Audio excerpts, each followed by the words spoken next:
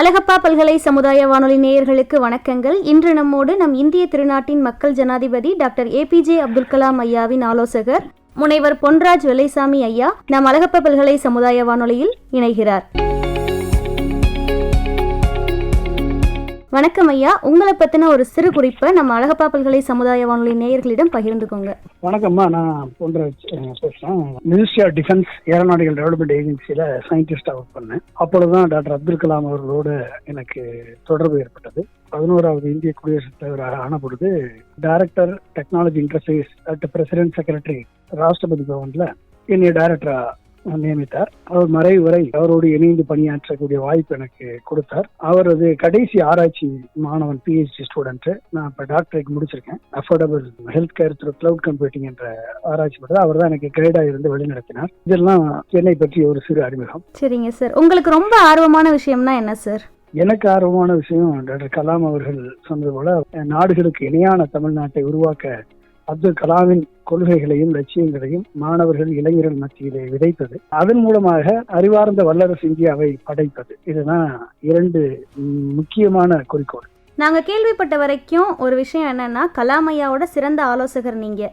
இந்த பொன்னான வாய்ப்பு உங்களை எப்படி தேடி வந்துச்சு? இதை பத்தி நம்ம சமுதாய வானொலி நேயர்கள்ட்ட பகிர்ந்துக்கலாம். ஆமா, நான் 10ஆம் வகுப்பு படிக்கும் போது அதுவரை எனக்கு எம்ஜிஆர் தான் இன்ஸ்பிரேஷன் லீடர், குரு, முதல் குரு. ஏன்னா சின்ன வயசுல இருந்து அவரது படங்கள், அவரது பாட்டுகள், அவரது வசனங்கள் இதெல்லாம் எனக்கு இன்ஸ்பயர் பண்ணிட்டு இருந்தது. ஆனா 10th படிக்கும் போதும் ஒரு நாள் காலையில எங்க ஊரு விருதுநகர் மாவட்டம் தோணுகால் கிராமம். காலையில டீ கடைக்கு போயிட்டு டீ சாப்பிட்டுட்டு 95 பேப்பர் படிச்சுட்டு அப்படியே கம்மா கரைக்கு போய் கிணத்துல குளிச்சுட்டு திரும்பி வந்து காலையில ஸ்கூலுக்கு போறது வழக்கம். இப்படி போறப்ப ஒரு நாள் 1980 தினத்தந்தி பேப்பரை போய் படிக்கும் பொழுது முதல் பக்கம், நான் செய்திகள் வாசிப்பது வழக்கம், முதல் பக்கத்திலேயே இந்தியா விண்ணிலே SLV-3 ராக்கெட்டை ஏவி ரோகிணி செயற்கை கூட நிலைநிறுத்தியது, அப்துல் கலாம் சாதனைன்னு போட்டிருந்தது. அதை பார்த்த உடனே யாரு, நம்ம எல்லாம் சிவாஜி ராக்கெட்டை தானே பார்த்துருக்கோம், இவர் ஒரு செயற்கைக்கோளை மேல போட்டிருக்காரு, இது யாருன்னு படிக்கிறப்பதான் எனக்கு தெரிஞ்சது அவரு எங்க மாவட்டம். அப்ப 1980 ராமநாதபுரம் மாவட்டம் தான். நாங்க எல்லாமே ஒரே ராமநாதபுரம் மாவட்டம். விருதுநகர், சிவகங்கை, ராமநாதபுரம் சேர்ந்து ஒரே மாவட்டம். நம்ம மாவட்டத்துக்காரவர் ராமேஸ்வரத்துக்காரர் சேர்ந்தவொடனே எனக்கு ரொம்ப ஆர்வம். இப்ப அவர் ஒரு விஞ்ஞானி, அப்ப அவர் மாதிரி நம்ம ஒரு விஞ்ஞானி ஆகணும்னு நான் 1980 என் மனதுல ஒரு அந்த லட்சியம் பிறந்தது. அப்புறம் அவர் மாதிரி ஆகணும், அட்லீஸ்ட் அவர் ஒரு வட்டமாவது பார்க்கணும்னு நினைச்சேன். ஆனா அது 15 ஆண்டுகள் கழித்து நான் மினிஸ்ட்ரி ஆஃப் டிஃபென்ஸ்ல ஏரோநாட்டிக்கல் டெவலப்மெண்ட் ஏஜென்சி போர் விமானம் தயாரிக்கக்கூடிய அந்த முகமையில நான் ஜாயின் பண்ணும் பொழுது, அது ஜாயின் பண்ண பிறகுதான் எனக்கு தெரியும் அதுக்கு சீஃபே டாக்டர் அப்துல் கலாம் தான். எனக்கு மிகப்பெரிய சந்தோஷம், அவரை பார்க்கணும். நம்ம கனவு 15 ஆண்டு காலம் கழித்து அவர்கிட்டயே ஒரு ஜூனியர் சயின்டிஸ்டாக போய் ஜாயின் பண்ண முடியுது. பரவாயில்லையே, நம்ம எல்லாம் அவரை பார்க்க முடியுமா, அவரை பேச முடியுமா, அவரோட கை கொடுக்க முடியுமான்னு ரொம்ப எனக்கு மனது ரொம்ப இதா இருக்கு. நான் ஜாயின் பண்ணது ஆகஸ்ட் 16, 1995. அப்ப நவம்பர் 17, 1995 ஃபர்ஸ்ட் ரோல் அவுட், அந்த போர் விமானத்தினுடைய ஸ்ட்ரக்சரல் டிசைன் முடிஞ்சு HAL ஏர்போர்ட்ல ரோல் அவுட் நடக்குது. அதுக்கு அன்றைய பிரதமர் நரசிம்மராவ் அவர்களும் டாக்டர் அப்துல் கலாம் அவர்களும் 2 பேரும் வராங்க. அந்த ரோல் அவுட் முடிஞ்ச உடனே எங்களெல்லாம் ப்ரெஸ் அட்ரஸ் பண்ணிட்டு அவர் ப்ரெஸ் அட்ரஸ் பண்ணிட்டு அவர் வெளியே வராரு. முன்னால எல்லாம் மூத்த விஞ்ஞானிகள்லாம் முன்னால இருக்காங்க, நாங்கெல்லாம் ஜூனியர் சயின்டிஸ்ட் பின்னால நின்றுட்டு இருக்கோம். முடிஞ்ச உடனே வெளியே வரும் பொழுது எப்பயாவது ஒரு கை கொடுத்துடணும், எனக்கு என்ன 15 வருட கனவு, கை கொடுத்துடணும்னு ஆசைப்பட்டேன். அப்ப நான் கை கொடுக்கணும்னு என் நண்பர்கள்ட்ட சொல்லும் பொழுது அவர்லாம் சொன்னாங்க, யாருன்னு நினைச்சிருக்கீங்க, அவர் DRDO, அவர் இது நம்ம என்டையர் DRDOக்கே சீஃப், அவரு principal scientific adviser defence minister. நீ போய் டைரக்டா கை கொடுக்கணுன்ற, இவர ஜூனியர் சயின்டிஸ்ட் ஒர்க்கிங், இது நீ எப்படி கொடுத்தேன்னா பெரிய சிக்கலாயிரும், அதெல்லாம் தூரத்துல இருந்து பாரு, அதோட நிறுத்திக்க அப்படின்ட்டாங்க. பட் எனக்குள்ள இருந்த ஒரு 15 வருட கால கனவு அன்னைக்கு நனவாக போகுதுன்னு எனக்குள்ள ஆர்வம். என்னதான் நடக்கட்டும், கை கொடுக்கறது என்னுடைய லட்சியம், கொடுத்துவோம் அப்படின்னு சொல்லிட்டு வந்த உடனே, சார் வணக்கம் அப்படின்னு. அவர் நின்று திரும்பி பார்த்து வணக்கம் அப்படின்னாரு. என்ன பேரு தமிழ்லேயே கேட்டேன். நான் வணக்கம் தமிழ்ல சொன்னதுனால தமிழ்லேயே கேட்டேன். சார் என் பேர் பண்றாரு. உடனே கை கொடுத்தாரு. எல்லாரும் பாக்குறாங்க, வாட் இஸ் யுவர் விஷன் அப்படின்னு. எனக்கு அப்ப விஷன் என்னடா பார்வையை பத்தி கேட்கிறாரு அப்படின்னு நினைச்சேன். எனக்கு லிட்டரல் மீனிங் தான் தெரியும், அதனுடைய அனதர் மீனிங் லட்சியம்னா என்னன்னு தெரியும். அப்ப அவர் சரி நம்ம பையனுக்கு தெரியல அப்படின்னு சொல்லிட்டு உங்களுடைய விஷன் என்ன அப்படின்னு கேட்டாரு. அப்ப உங்களுடைய லட்சியம் என்னன்னு கேட்டாரு. என் லட்சியம் சார் உங்களை பாக்குறதா சார் என் லட்சியம். அதான் பாத்துட்டியே அப்படின்னாரு. 15 வருட கால கனவு சார், உங்களை பார்த்ததுதான் சார் மிகப்பெரிய லட்சியம், என் கனவு நனவாயிடுச்சு சார் அப்படின்னு சொல்லி எனக்கு கண்ணில் தண்ணி வந்துச்சு. உடனே தோல்ல தட்டி கொடுத்துட்டு வாட் இஸ் யுவர் லட்சியம் கேட்டார். உங்க விஷன் என்னன்னு கேட்டார். ஆனால் சார் போர் விமானத்தை உருவாக்குதல் தான் சார், அதுதான் சார் நான் சயின்டிஸ்டா உங்க கீழே ஜாயின் பண்ணிருக்கேன், நீங்க தான் எங்களுக்கு சீஃப் அப்படின்னு. அது ஓகே. பட் ஆனால் நம்ம இந்தியாவில் வந்து ஏவுகணை துறையில வந்து near normal self Reliance achieve பண்ணிட்டோம், அதிகபட்ச சுயசார்பை அடைஞ்சிட்டோம். அதே மாதிரி அணுசக்தி துறையிலையுமே வந்து அதிகபட்ச சுயசார்பு அடைஞ்சிருக்கோம். ஏவுகணை துறையில, விண்வெளி துறையில, ராக்கெட் துறையில சுயசார்பை அடைஞ்சுக்கிட்டு இருக்கோம். ஆனா போர் விமான துறையில இன்னும் நம்ம சுயசார்பு அடையல. இது வந்து செல்ஃப் ரிலையன்ஸ் அடைவதற்கு உன்னுடைய உழைப்பு பயன்படணும் அப்படின்னாரு. அப்பதான் எனக்கு லட்சியம் என்ற விதை இன்னைக்கு விதைக்கப்பட்டது. அப்ப அவரோட தொடர்ந்து ஒர்க் பண்ணக்கூடிய வாய்ப்பு கிடைச்சது. பெரிய பெரிய ப்ராஜெக்ட்ஸ் எல்லாம், அதாவது எல்சிஏல டிசைன் பண்ணுவோம், ஹெச்ஏல அதை மேனுஃபேக்சர் பண்ணுவாங்க. But design to manufacture, complete networking, complete communication system establish பண்ணக்கூடிய எனக்கு ஒரு பொறுப்பு கொடுக்கப்பட்டது. அதை செய்து முடித்தேன். அது அவர் பாராட்டினார் அந்த ப்ராஜெக்டை பார்த்து. அடுத்து கார்கில் வார்ல வந்து சிமுலேஷன் பண்ணக்கூடிய டீமோட சேர்ந்து அவங்களுக்கு தேவையான அந்த டீமோட சேர்ந்து ஒர்க் பண்ணக்கூடிய வாய்ப்பு எனக்கு கிடைச்சது. அது கார்கில் பைலட் எல்லாம் வந்து அந்த சிமுலேட்டர்ல உட்காந்து பயிற்சி பெற்று கார்கில் வார்ல டைகர் ஹில்ஸ்ல போய் அடித்து அந்த என்டையர் பாகிஸ்தான் தீவிரவாதிகளை சுக்குநூறாக ஒழித்து விட்டு வந்த வீடியோ எடுத்துக்கொண்டாந்து திரும்பி எங்கிட்ட போட்டு காமிச்சார். ஸோ இந்த மாதிரி பல்வேறு பணிகள்ல அவரோட இணைந்து ஒர்க் பண்ணக்கூடிய வாய்ப்பு கிடைச்சது. அப்புறம் principal scientific adviser to the government of India ஆகி விஷன் 2020 பண்ணும்பொழுது என்னைய டெல்லிக்கு அழைத்து விஷன் 2020 புறா திட்டம் போன்ற திட்டங்களை பற்றி விவாதித்து அதை மக்களுக்கு கொண்டு போகணும், மாணவர்களை கொண்டு போய் சேர்க்கணும்னு சொல்லி என்னைய வந்து ஒரு வெப்சைட்டை கிரியேட் பண்ண சொல்லி, அந்த வெப்சைட் மூலமாக abdulkalam.com என்ற வெப்சைட்டை கிரியேட் பண்ணி அதன் மூலமாக 1 லட்சம் மாணவர்கள் நான் சந்திக்கணும்னு இலக்கு நிர்ணயித்தார். இப்ப இந்த விஷன் 2020 இந்தியா ஒரு பொருளாதார வல்லரசாக, அறிவியல் சிறந்த வல்லரசாக உருவாக வேண்டும் என்ற கனவை பார்லிமெண்ட்டுக்கு கொடுத்து விட்டு அந்த கனவை மாணவர்கள் மத்தியில, இளைஞர்கள் மத்தியில விதைக்கணுன்றதுக்காக என்னைய தேர்ந்தெடுத்து என்னை வர வச்சு செயல்படுத்தக்கூடிய ஒரு இணையதள திட்டத்தை உருவாக்க நான் காரணமா இருந்தேன். அது மூலமா தொடர்ந்து அவரோட பயணப்பட்டேன். அப்புறமேல அவர் அங்கிருந்து ரிசைன் பண்ணிட்டு அண்ணா யூனிவர்சிட்டி வந்த பொழுதும் அண்ணா யூனிவர்சிட்டிக்கு அடிக்கடி வார வீக்லி போய் அவரை மீட் பண்ணி அதை தொடர்ந்து அந்த வரக்கூடிய இமெயில்ஸ், அவருடைய மாணவர்களோட இணைந்து பணியாற்றுகிறது, அப்புறம் அவருடைய கிளாஸ் எடுக்கிறது, இதெல்லாம் தொடர்ந்து கலந்து வந்துருந்தேன். ஜனாதிபதி ஆன பிறகு அவர் என்னைய டைரக்டர் டெக்னாலஜி இன்டர்ஃபேஸ், அதாவது தொழில்நுட்ப இயக்குநராக என்னைய ராஷ்டிரபதி பக்கத்தில் வைத்துக் கொண்டார். கடைசி வரைக்கும் 20 ஆண்டு காலம் அவரோட இணைந்து பணியாற்றக்கூடிய வாய்ப்பை அவர் எனக்கு கொடுத்தார். அப்பொழுதுதான் வந்து இந்த நாட்டுக்காக பணியாற்றக்கூடிய மிகப்பெரிய ஒரு வாய்ப்பு, மாநிலங்களுக்கு 15 மாநிலங்களுக்கு திட்டங்களை உருவாக்கக்கூடிய வாய்ப்பு, விஷன் 2020, புறா திட்டம், aerospace vision 2050, energy independence vision 2030, நதிநீர் இணைப்பு திட்டம், அதிதிறன் நீர்வழிச்சாலை திட்டம், பேன் ஆப்பிரிக்கன் நெட்வொர்க் என்ற மிகப்பெரியாவிற்கும் ஆப்பிரிக்காவுக்கும் இடையே 550 கோடியில இந்தியா உருவாக்கக்கூடிய அந்த திட்டத்தை, எஜுகேஷன், ஹெல்த் கேர், கவர்னன்ஸை 58 ஆப்பிரிக்கன் கண்ட்ரிஸ்க்கு கொடுக்கக்கூடிய திட்டத்தை எனக்கு உருவாக்கக்கூடிய பொறுப்பு, அதை ஆர்கிடெக்ட் பண்ணக்கூடிய பொறுப்பை எனக்கு கொடுத்தார். அதை செயல்படுத்தி யூரோப்பியன் யூனியனுடைய ஹெரம்ஸ் இன்னோவேஷன் அவார்டு வாங்கக்கூடிய வகையில அந்த திட்டத்தை அப்துல் கலாம் அவர்கள் தலைமையில செயல்படுத்தினேன். நான் டாக்டர் கலாம் ஐயாவோட நீங்க பயணித்த காலங்கள்ல ஒரு தனி மனிதராகவும், விஞ்ஞானியாகவும், ஜனாதிபதியாகவும் பார்த்திருப்பீங்க. இதுல உங்களை ரொம்ப நேசிக்க வச்சது எது சார்? அவர் ஒரு எளிமையான மனிதர்மா. அதாவது எந்நேரமும் 24 மணி நேரத்துல அவர் விழித்திருந்த நேரம் அனைத்துமே இந்தியாவிற்காக செலவிட்டவர். இந்தியாவில் இருக்கக்கூடிய வேறுபாடுகளை அவர் பார்க்கவில்லை. இந்தியாவில் இருக்கக்கூடிய கோர் காம்பிடன்ஸ், அதாவது சாதி, மத, இன, மொழி வேறுபாடுகளை வந்து அவர் ஒரு பொருட்டாவே மதிக்கல. அவர் மதித்தது என்னன்னா, நம்ம ஒவ்வொருத்தருக்கும் இருக்கக்கூடிய திறமைகளை, கோர் காம்பிடன்ஸ, நாலேஜ, அறிவை எப்படி ஒருங்கிணைத்து இந்தியாவை ஒரு வலிமையான நாடாக, வல்லரசு இந்தியாவாக உருவாக்க வேண்டும். இப்ப இந்தியா ஒரு வலிமையான நாடாக உருவாகணும்னா ஒவ்வொரு மாநிலமும் என்றைக்கு வளமான நாடுகளுக்கு இணையான நாடாக மாறுகிறதோ அன்றைக்குத்தான் இந்தியா ஒரு அறிவார்ந்த வல்லரசு இந்தியாவாக மாற முடியும் என்பதில் அசைக்க முடியாத நம்பிக்கையுற்றிருந்தார். அதை வென்றெடுக்கக்கூடிய, இந்தியாவை ஒரு வலிமையான நாடாக உருவாக்கக்கூடிய, மாநிலங்களுக்கு அதிக அதிகாரங்களை கொடுத்து மாநில சுயாட்சியை வென்றெடுத்து மாநிலங்கள் வளர்ந்தால்தான் இந்தியா, ஒட்டுமொத்த இந்தியா வளரும் என்ற நம்பிக்கையை விதைத்தவர். Sustainable development and inclusive growth, அனைவரையும் உள்ளடக்கிய வளர்ச்சி நீடித்த நிலையான வளர்ச்சியால் மட்டும்தான் முடியும் என்ற நம்பிக்கையை விதைத்தவர் அப்துல் கலாம் அவர். அப்ப அப்படிப்பட்ட ஒரு திட்டத்தை, விஷன் 2020 என்ற திட்டத்தை 1998 கொடுத்தார். அதே காலகட்டங்கள்ல தான் சைனா, அந்த 90களில் தான் சைனாவும் அடுத்த 20 ஆண்டுகளுக்கான திட்டத்தை வைத்து இன்னைக்கு முன்னேறி இன்னைக்கு உலக நாடுகள்ல, வல்லரசு நாடுகள்ல முதல் நாடாக இருக்கிறது. மிகப்பெரிய பொருளாதார வல்லரசு நாடாக சைனா இருக்கிறது. அப்ப நமக்கு இருக்கக்கூடிய காலகட்டங்கள்ல அவர் வெறும் வார்த்தையில பேசல.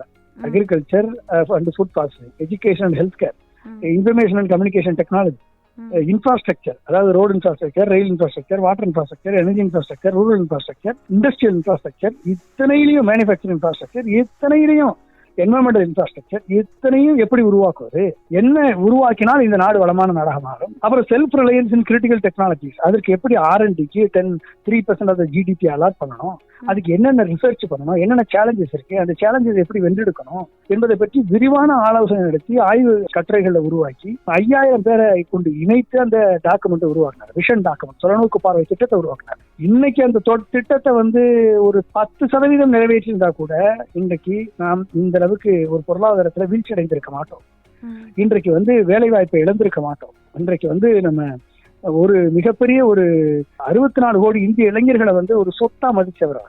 ஒட்டுமொத்த இந்தியா என்றைக்கு ஒட்டுமுகமாக இணைந்து எழுகிறதோ அந்த அக்னி சிறகுகளால நம்ம பறக்க முடியும் என்பதை மக்களுக்கு, இளைஞர்களுக்கு, மாணவர்களுக்கு 2 கோடி மாணவர்களை நேரடியாக சந்தித்து விதைத்தவர் அப்துல் கலாம் அவர். அப்படிப்பட்ட ஒரு வாய்ப்பு எனக்கு டாக்டர் கலாம் அவர்கள் கொடுத்தார். உண்மையிலேயே அந்த 20 ஆண்டு காலம் அவரோடு இணைந்து பணியாற்றி, 5 ஆண்டு காலம் விஞ்ஞானியாகவும் 15 ஆண்டு காலம் அவரோடு நான் டைரக்டர், 5 ஆண்டு காலம் டைரக்டராகவும், மித்த ஆண்டு காலம் அவரோடு ஆராய்ச்சி மாணவனாகவும் அவரோடு இப்படி பல்வேறு இதுக்கு ஒரு புத்தகம் எழுதணும். நான் அப்துல் கலாம் சார் இணைந்து அந்த 15 மாநிலங்களுக்கும் பார்லிமெண்ட்டுக்கும் நாங்க கொடுத்த திட்டங்களை பேஸ் பண்ணி, பாலிசியை பேஸ் பண்ணி, கொள்கைகளை பேஸ் பண்ணி ஒரு புத்தகம் எழுதுனா மேனிஃபெஸ்டோ ஃபார் சேஞ்ச் என்ற புத்தகத்தை எழுதணும். அப்பதான் டாக்டர் கலாம் அவர்கள் இந்த புத்தகத்துல நீ அட்வைசர்னு போடுன்னு அவர் தான் சொன்னார். இல்லைன்னா நான் அவருக்கு மாணவனா இருப்பதுன்னு தான் நான் பெருமைப்படுகிறேன். நீங்க இந்த 20 ஆண்டு காலங்கள் பயணித்திருக்கீங்களா சார்? இந்த பழகிய நாட்கள்ல உங்களுக்கு மறக்க முடியாத தருணம் ஏதாவது ஒண்ணு இருந்துச்சுன்னா பகிர்ந்துக்கோங்க சார்.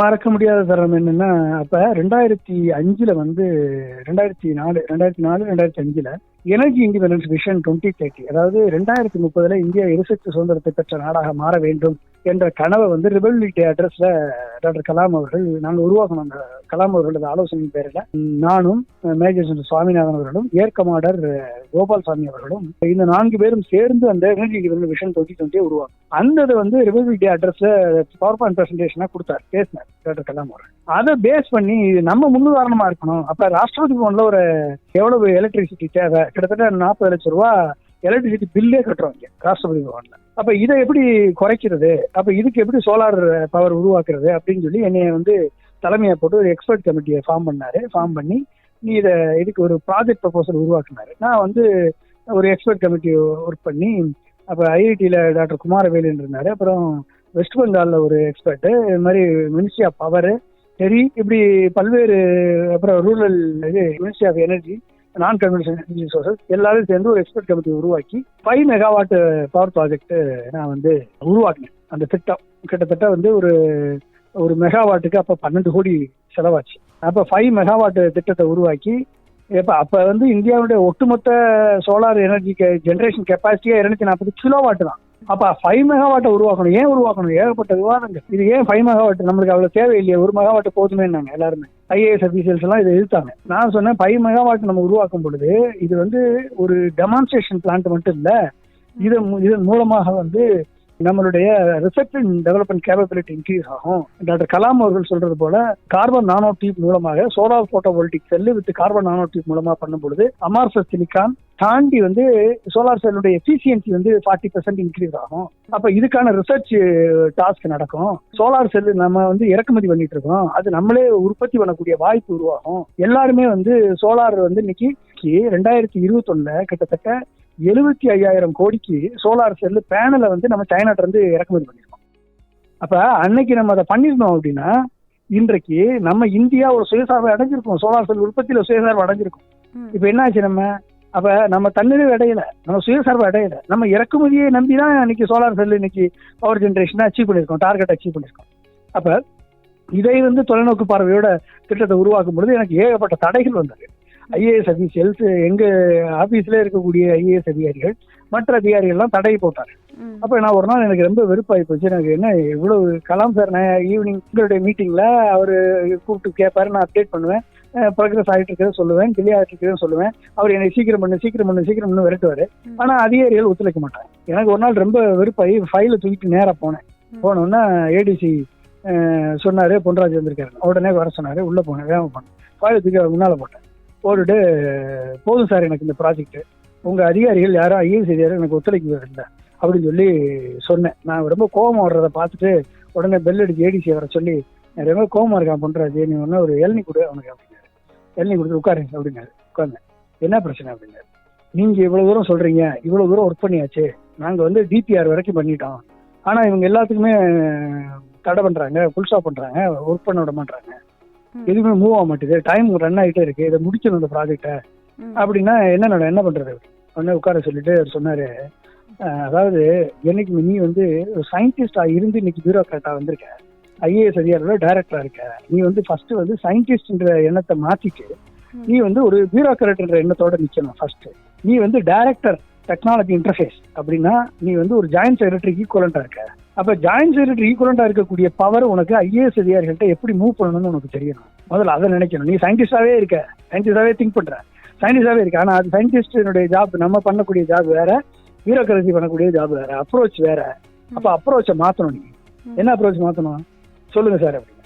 அதாவது நீ வந்து எங்கெல்லாம் நீ வந்து ஃபைல் அனுப்பணும்னு நினைக்கிறியோ அங்கெல்லாம் வந்து ஃபர்ஸ்ட் ஃபேக்ஸ் அனுப்பு. எங்கெல்லாம் ஃபேக்ஸ் அனுப்பணும்னு நினைக்கிறியோ அங்கெல்லாம் இமெயில் அனுப்பு. எங்கெல்லாம் இமெயில் அனுப்பணும்னு நினைக்கிறியோ அங்கெல்லாம் ஃபோன் பண்ணி பேசி. எங்கெல்லாம் ஃபோன் பண்ணணும்னு நினைக்கிறியோ அங்க நேரடியா போய் அவரை சந்திச்சு பேசி உன் ப்ராப்ளம் சால்வ் ஆயிடும். இதெல்லாம் ஈகோ. இதெல்லாம் எங்களை மிஞ்சி யார் இருக்காங்கன்ற ஈகோ தான். நீ சயின்டிஸ்ட்ல இருந்து ஐஏஎஸோட ஒர்க் பண்ணும் பொழுது இந்த மாதிரி ப்ராப்ளம் வரும். இதெல்லாம் சால்வ் பண்றதுக்கு நேரடியா பேசி பழகு. போ, அவங்ககிட்ட பேசு, அவங்ககிட்ட கன்வின்ஸ் பண்ணு. நீ நார்மல் ரூட்லயே நீ ஃபைலை மூவ் பண்ணாத, அவங்க ஒன்னே வேற மாதிரி பார்ப்பாங்க, அவங்க வேற மாதிரி இருப்பாங்க என்ற அறிவுரையை சொல்லி எனக்கு மூவ் பண்ண வச்சு, அதை வந்து ஃபாஸ்டா அதுக்கப்புறம் அவர் சொன்ன அறிவுரையின்படி நான் ஃபாஸ்டா மூவ் பண்ணி எல்லாம் பண்ணேன். நான் டிசைன் பண்ணது டெரியோட உட்கார்ந்து நான் டிசைன் பண்ணது சோலார் ட்ரீ ஃபார்மெட்ல உருவாக்கணும். அது மாதிரி இது வரைக்கும் இந்தியாவில் யாருமே சோலார் ட்ரீ ஃபார்மெட்ல சோலார் பேனல் டிசைன் பண்ணதே கிடையாது. இது வரைக்கும் கிடையாது. 2005 நான் டிசைன் பண்ணேன். இது ஒரு முக்கியமான லேர்னிங் எக்ஸ்பீரியன்ஸ் எனக்கு. கலாம் ஐயாவுக்கு தமிழ் மீது அதிகமான ஆர்வம் இருந்தது. நிறைய புத்தகங்கள், கவிதைகள்லாம் எழுதியிருக்காங்க. இதை பத்தின உங்களோட அனுபவங்களை நம்ம சமுதாய வானொலி நேயர்களிடம் பகிர்ந்துக்கோங்க சார். அவருக்கு திருக்குறள்லாம் ரொம்ப பிடிக்கும். திருக்குறள், பாரதியார் கவிதைகள், அப்புறம் பாரதிதாசன் கவிதைகள், இதெல்லாம் வந்து அவருக்கு ரொம்ப பிடிக்கும். அப்புறம் அதே மாதிரி மகாபாரதம், கம்பராமாயணத்தை ரொம்ப அதிகமாக படிச்சிருக்காரு. பகவத்கீதை படிச்சிருக்காரு. குரான், பைபிள், இது மாதிரி எல்லாத்தையுமே அவரு தரவா பேசுவார், படிச்சிருக்காரு. ஒரு ரெஃபரன்ஸ் எதை சொன்னாலும் சரி. விதுர நீதி வந்து அவருக்கு ரொம்ப பிடிக்கும். விதுர நீதி, அது மாதிரி விபீஷணன் கேரக்டரும் அவருக்கு ரொம்ப பிடிக்கும். ஸோ இந்த மாதிரியான அப்புறமேலு அதாவது அவர் எது பெஸ்டா என்ன இதுல வந்து எது நல்லது இருக்கோ அதை மட்டும் எடுத்துப்பார். எது நல்லது இருக்கோ அதை வந்து தண்ணியில இருக்கக்கூடிய பாலை எப்படி அன்னம் பிரிச்சு எடுக்குதோ அதே மாதிரி எடுத்துக்குவார். பல்வேறு திருக்குறளை வந்து அவர் ரெஃபரன்ஸ் அமைச்சுதான் அவர் பேசியிருக்காரு. அன்பும் மரணம் உடைத்தாயின் இல்வாழ்க்கை பண்பும் பயணம் அது. அதே மாதிரி கணியன் பூங்குன்றனுடைய யாதும் ஊரே யாவரும் கேளீர் என்ற வார்த்தையை யூரோப்பியன் யூனியன் பார்லிமெண்ட்ல ஸ்ட்ராஸ்பர்க்ல ஓங்கி உரைத்தார். ஸோ இது மாதிரி வந்து அவருக்கு தமிழ் மேல மிகவும் பற்று உண்டு. அதே மாதிரி திருக்குறளை வந்து சைனீஸ் மொழியில தைவானுடைய கவிஞர் யூசி என்ற தைவானுடைய கவிஞரை கூப்பிட்டு திருக்குறள் தமிழையும் ஆங்கிலத்தையும் பரிசளித்து இது சைனீஸ் மொழியில மொழிபெயர்ப்புன்னு சொல்லக்கூடிய முதல் ஆள் டாக்டர் அப்துல் கலாம். சைனாவில் இன்றைக்கு இது மொழிபெயர்க்கப்பட்டிருக்கிறது என்று சொன்னால் அதற்கு காரணம் டாக்டர் அப்துல் கலாம். அதை வந்து உருவாக்கினார். ஒரு நாள் வந்து என்னை கூப்பிட்டாரு, ராஷ்டிரபதி டைரக்டர் இருக்கேன், கூப்பிட்டு இங்க பாரு எல்லாருமே விசிட்டர்ஸ் வராங்க, எல்லாருமே விசிட்டர் ஹாலில் சும்மா உட்காந்துருக்காங்க, அவங்களுக்கு டீ காஃபி ராஷ்டிரபதியோட உபச்சாரம் அவங்களுக்கு நல்லா தெரியும். அவங்களுக்கு பிஸ்கட்ஸு, அப்புறமேலு டோக்லா, எல்லாமே வந்து பல்வேறு வகையான உணவு பதார்த்தங்களை கொடுத்து அவங்களை உபசரிச்சு உட்கார வச்சு அதுக்கப்புறம் வந்து டாக்டர் கலாமை போய் பார்ப்பாங்க. அப்ப அந்த விசிட்டர்ஸ் ஹாலில் எல்லாம் வந்து சும்மா உட்காந்துருக்காங்க. நீ என்ன பண்ணு, திருக்குறளை வந்து தமிழ்ல, ஆங்கிலத்துல, ஹிந்தியில இந்த 3 மொழிகள்ல எழுதி போட்டு அதை வந்து ஒவ்வொரு திருக்குறளா நான் வந்து திருக்குறளுக்கு நான் வந்து ஒரு உரை எழுதுறேன், என்ன அனுபவத்தை பேஸ் பண்ணி அந்த உரையையும் போட்டு ஆடியோவா வீடியோவா அனிமேட்டடா பண்ணுனார். நான் அதை பண்ணி அதை வந்து அந்த வரவேற்பறையில அதை வச்சேன். வர்றவங்க அத்தனை பேருமே திருக்குறளை படித்துக் கொள்ளக்கூடிய வாய்ப்பை வந்து டாக்டர் அப்துல் கலாம் உருவாக்கி கொடுத்தார். கலாம் ஐயாவோட கனவுகள் நிறைவேறணும்னா எதிர்கால இந்தியா எவ்வாறு வளர்ச்சி அடையணும் சார்? அதாவது இன்னைக்கு எதிர்கால இந்தியா கடந்த 20 ஆண்டுகள்ல அப்துல் கலாமின் லட்சியங்களை, கனவுகளை வந்து நிறைவேற்றி இருந்தால் இன்றைக்கு இந்தியா ஒரு மிகப்பெரிய பொருளாதார வல்லரசாக மாறி இருக்கும்.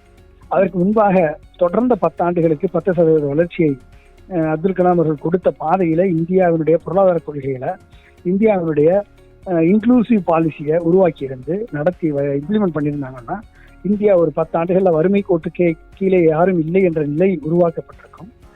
அப்ப இதற்கு என்ன காரணம் என்று ஆராய்வதை தாண்டி அப்துல் கலாம் அவர்கள் கொடுத்த அந்த திட்டங்கள், லட்சியங்களை மேம்படுத்தி அடுத்த 20-30 ஆண்டுகளுக்கு நம்ம இந்தியாவை ஒரு வலிமையான ஒரு வளர்ச்சியான பாதைக்கு நடைபெற வேண்டும் என்று சொன்னால் மாநிலங்களுக்கு அதிகாரங்களை கொடுத்து, மாநில சுயாட்சியை கொடுத்து, மத்தியில் இருக்கக்கூடிய அரசு ஆராய்ச்சிக்கு முக்கியத்துவம் கொடுத்து, செல்ஃப் ரிலையன்ஸுக்கு, சுயசார்பை எட்டக்கூடிய அளவில் அந்த ஆத்ம நிர்பார் பாரத்தை அடைய வேண்டும் என்று சொன்னால் ஆராய்ச்சிக்கும் ரிசர்ச் அண்ட் டெவலப்மெண்ட் இன்னோவேஷனுக்கு 3% பொருளாதாரத்தில் 3% நிதியை ஒதுக்கி ஆராய்ச்சிக்கு முக்கியத்துவம் கொடுத்து, இம்போர்ட் சப்ஸ்டிடியூஷன், இறக்குமதிக்கு இணையான பொருள்கள் அனைத்தையுமே இந்தியாவிலேயே உருவாக்கக்கூடிய ஒரு வலிமையான நிலையை ஏற்படுத்தணும். அப்துல் கலாம் அவர்கள் ராக்கெட்டையும் ஏவுகணையும் போர் விமானத்தையும் இது எல்லாமே 3மே இல்லாதது கிடையாது, இல்லாததை உருவாக்கல. அணுசக்தி ஒரு அணுகுண்டு உற்பத்தியுமே அந்த நாடுமே பண்ணாத ஒரு புதுசா பண்ணல. ஆனால் அது இந்தியாவே சுயசார்பாக உருவாக்கக்கூடிய வாய்ப்பை, வழிமுறையை, அதுக்கான ஒரு சயின்ஸ் அண்ட் டெக்னாலஜி அவர் உருவாக்கினார் அப்துல் கலாம். அதுதான் இங்க முக்கியம். அப்ப நம்மளால ராக்கெட் உருவாக்க முடியும், ஏவுகணை உருவாக்க முடியும், நம்மளால ஒரு அணுகுண்டை உருவாக்க முடியும், ஒரு போர் விமானத்தை உருவாக்க முடியும், எல்லாம் உருவாக்க முடியும் என்று சொன்னால் நம்மளால ஒரு வேக்சினை உருவாக்க முடியாதா? நம்மளால ஒரு மருந்தை உருவாக்க முடியாதா? நம்மளால ஒரு புது சித்த மருத்துவத்திலிருந்து உலகத்திற்கான நோயை தீர்க்கக்கூடிய மருந்துகளை உருவாக்க முடியாதா? நமக்கான ஒரு எஃப்எம்சிஜி ப்ராடக்ட் என்று சொல்லக்கூடிய ஃபாஸ்ட் மூவிங் கன்சியூமர் குட்ஸ் என்று சொல்லக்கூடிய டூத் பேஸ்டையும், நம்ம போற லிப்ஸ்டிக்கையும், நம்ம போற அத்தனையுமே இன்னைக்கு வெளிநாட்டுல இறக்குமதி பண்ணிட்டு ஒவ்வொரு நம்ம உபயோகிக்கக்கூடிய பர்னிச்சரா இருக்கட்டும், காரா இருக்கட்டும், அனைத்து பொருள்களையுமே உருவாக்கக்கூடிய மெஷின்ஸை நம்ம உருவாக்க முடியாதா?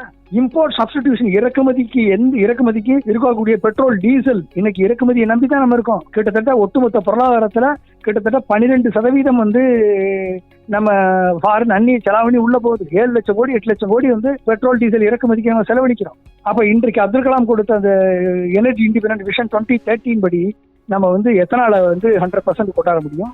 அடுத்து பயோடீசலை உள்ள கொண்டு வர முடியும், எமல்சிபிகேஷனை கொண்டாட முடியும். இத்தனையும் கொண்டு வந்தா 7 லட்சம் கோடி 8 லட்சம் கோடியை சேவ் பண்ண முடியும்ல. அப்ப அதை சேவ் பண்ண கிடையான ஒட்டுமொத்த பிளானையும் ஆக்ஷனையும் கொடுத்துட்டு போயிருக்காரு அப்துல் கலாம். அப்ப இன்னைக்கு சோலார் செல்லு நம்ம வெளிநாட்டை நம்பிக்கைக்கு வந்திருக்கோம். Carbon nano science and technology உருவாக்குறதுக்கு 1500 கோடியை ஒரே நாள், கிட்டத்தட்ட 40 நாள் நாங்க ஒர்க் பண்ணி ஒரு நாள் கான்ஃபரன்ஸ் வச்சு ராஷ்டிரபதி பேங்க்வர்ட் பார்ட்டி கொடுத்து 1500 கோடியை வாங்கி ஆராய்ச்சிக்கு வித்துட்டவர் அப்துல் கலாம் அவர். அப்ப இத்தனையும் கொடுத்துட்டு சென்றிருக்காரு. அவர் கொடுத்த அந்த ஸ்பேஸ் சோலார் சேட்டலைட் திட்டம், அதாவது harvesting solar energy from space என்ற திட்டத்தை நம்பி அமெரிக்காவில் இருக்கக்கூடிய national space society Abdul Kalam NSS space solar powered mission என்ற திட்டத்தை அனௌன்ஸ் பண்ணாங்க. அதுல இன்னைக்கு அமெரிக்கா ஜாயின் பண்ணிட்டான், ஓசியா ஸ்டேட் யூனிவர்சிட்டி ஜாயின் பண்ணியாச்சு, சைனாவுடைய பெய்ஜிங் யூனிவர்சிட்டி ஜாயின் பண்ணியாச்சு, இந்தியாவில் இருக்கக்கூடிய இஸ்ரோ ஜாயின் பண்ணுங்க. அப்ப பண்ணியிருந்தோம்னா 10 டன் எடை கொண்ட சேட்டலைட்டை லான்ச் பண்ணக்கூடிய கேபபிலிட்டியை இந்தியா இஸ்ரோ அச்சீவ் பண்ணணும். அதே நேரத்தில் 10 டன் எடை கொண்ட சேட்டலைட் 24 மணி நேரம் சூரிய ஒளி மின்சாரம் இந்தியாவுக்கு கிடைக்கும். கிடைச்சா நம்ம போகணும்னு அவசியம் இல்லை. அதே மாதிரி அணுசக்தி உற்பத்தியில் ஃபாஸ்ட் பிரீடர் ரியாக்டர் அதை கொடுத்துருந்தா இன்னைக்கு நம்ம அணுசக்தி மின்சாரம் தோரியம் மூலமா, thorium second largest reserve in India, வேர்ல்டுல second largest reserve, thorium reserve நம்மகிட்ட தான் இருக்கு. ஸோ நம்ம அதை கொண்டு வந்திருக்க முடியும். அப்ப என்ன பண்ணிருக்கலாம், அதுல பண்ணிட்டா அடுத்த 500 ஆண்டுகளுக்கு பவர் ஜெனரேஷன் இந்த யுரேனியத்தில் இருக்கக்கூடிய ஆபத்து நம்மகிட்ட இல்லை. யுரேனியத்தில் இருக்கக்கூடிய அந்த மிசைல் மெட்டீரியல் நம்ம அப்படிப்பட்ட ஒரு சேஃப்டி செக்யூரிட்டி ஃபர்தர் 100 டைம்ஸ் பெட்டரா இருக்கும். அதிகமாக உற்பத்தி பண்ண முடியும். யுரேனியம் இம்போர்ட்டுக்கு வெளிநாடுகள் நம்பி இருக்க அவசியம் இல்லை. ஸோ இத்தனை வாய்ப்புகளையும் நம்மளுக்கு கொடுத்துட்டு போயிருக்காரு. அது மட்டும் இல்ல, ஸ்பேஸ் போர் விமானத்தை சக்சஸ்ஃபுல்லா வெற்றிகரமாக செய்து காண்பித்த டாக்டர் கலாம் அவர்களும் டாக்டர் கோட்டா ஹரநாராயணன் அவர்களும், அவரோட தான் நான் ஒர்க் பண்ணேன் அந்த நேரத்தில்.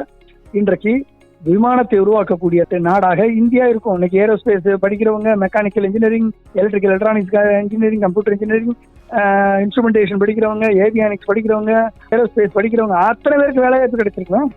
வாய்ப்புகளை இத்தனை வாய்ப்புகளை உருவாக்கி கொடுத்து விட்டு சென்றவர் தானே டாக்டர் கலாம் அவர்கள். அப்ப அவருடைய கொள்கைகளை நம்ம எடுத்து அதை ஃபர்தரா ஃபைன் டியூன் பண்ணி கொண்டு போய் சேர்த்தால்தான் இந்தியாவிற்கு விடிவு காலம். அதற்கு அறிவால் மட்டும்தான் முடியும், அறிவார்ந்த சிந்தனைகளால் மட்டும்தான் முடியும், அறிவார்ந்த கொள்கைகளால் மட்டும்தான் முடியும். அதற்கு அப்துல் கலாம் கொடுத்த வழிகள் தான் தீர்வு.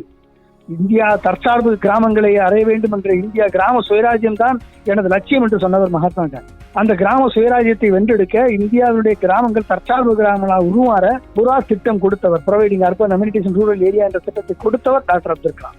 அதை மத்திய அரசோடு சேர்ந்து முதல் குரூப் ஆஃப் மினிஸ்டர்ஸுடைய அப்ரூவல் கொண்டு போய் மத்திய அரசு திட்டமாக அறிவிக்க செய்து உழைத்தவன் நான். டைரக்டர் டெக்னாலஜி இன்டர்ஃபேஸ் ஆக மாறி இந்தியா 2002 2003 அதுக்கு புறா திட்டத்தை நிறைவேற்றுவதை தவிர வேற வழி இல்லை. அப்ப அப்துல் கலாமின் லட்சியங்களை கனவுகளை மேம்படுத்தி கொண்டு போகணுமே ஒழிய அதுதான் இன்னைக்கு இருக்கக்கூடிய வழி. அதுதான் இந்த இளைஞர்களுக்கு அவர்கள் மதிப்பு கூட்டப்பட்ட வேலைவாய்ப்பை கொடுக்கும். மதிப்பு கூட்டப்பட்ட வேலைவாய்ப்பை கொடுத்தால்தான் இளைஞர்களது நமது வருங்கால சந்ததியினுடைய குவாலிட்டி ஆஃப் லைஃப் மேம்படும். குவாலிட்டி ஆஃப் லைஃப் மேம்பட்டுச்சுன்னா ஆட்டோமேட்டிக்கா சாதிய மத இன வேறுபாடுகள் கொஞ்சம் கொஞ்சமா குறையும்.